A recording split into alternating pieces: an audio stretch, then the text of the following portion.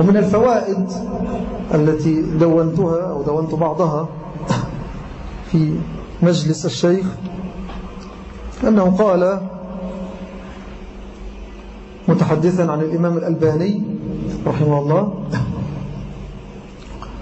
الألباني تكلم عن هذه القضية، أي مرجئة الفقهاء، يبين أن الشيخ الألباني لم يسكت عن مرجئة الفقهاء، فكيف يتهم بالإرجاء إذا كان لم يسكت عن الإرجاء الخفيف الذي يسميه البعض بأنه إرجاء خفيف، والبعض يعتبروه من الخلاف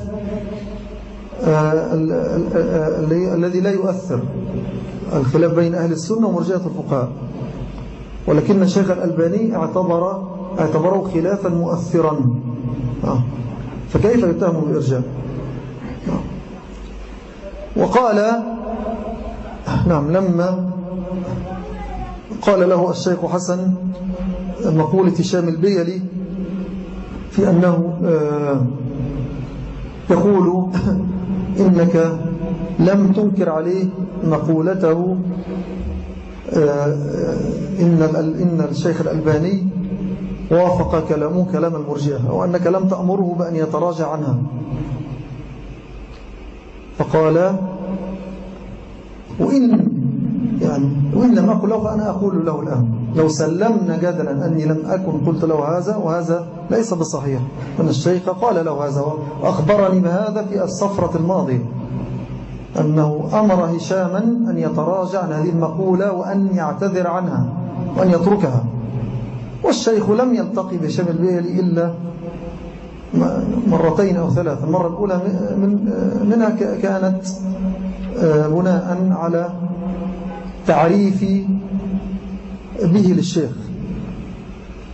لما جاء إلى الشيخ كنت عند الشيخ، فأنا الذي أدخلته على الشيخ وعرفته به والتقى به وجلسه، ولعله جاء اليوم الذي بعده مرة أخرى، وما أظن جاء إلا هذه المرة الأخيرة التي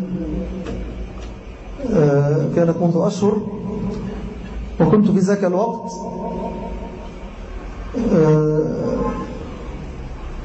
كنت وصلت، كانت أول ليلة أو أول يوم وصلت فيه عند الشيخ في الصفرة التي قبل هذه، وكان في يوم جمعة.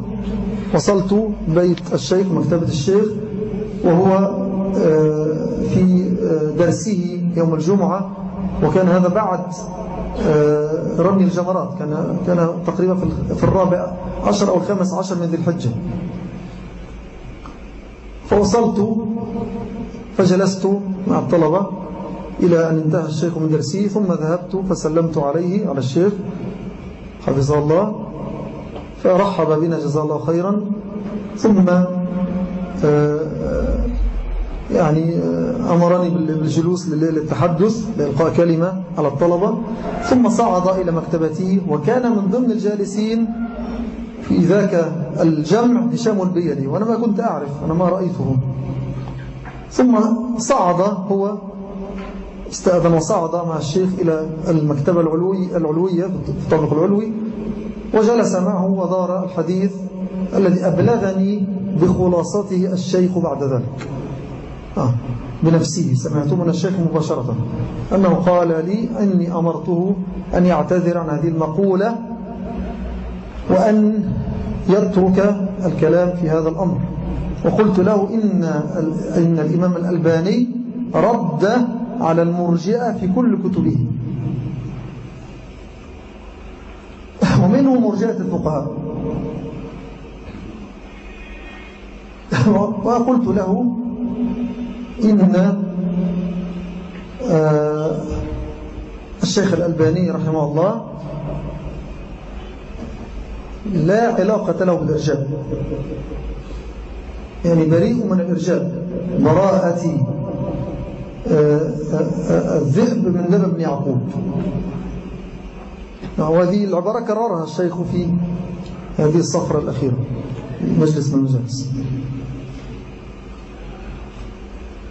أنا لا أصبر لعلي ذكرت لكم هذه الواقعة قبل هذا، هذه أول مرة.